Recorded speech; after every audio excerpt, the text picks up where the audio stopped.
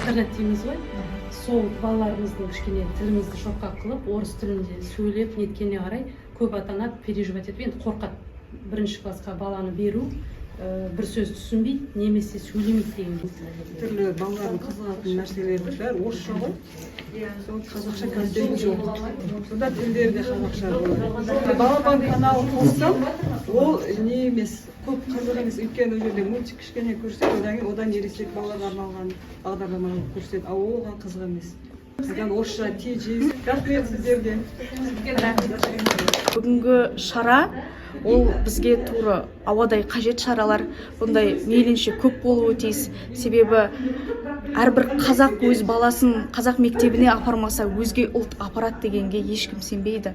Сол үшін бірінші кезекте ана тілімізді, қазақ тілімізді қастерлейік, соның дамуына бірден бір үлес қосайық. Соған тілекшім. Тек қазақ тілінде сөйлейміз, қазақ тілінде түс көреміз, қазақ тілінде ойлаймыз. Сол себепті міндетті түрде ұлым да, қызым да Алла қаласа қазақ мектебіне барады.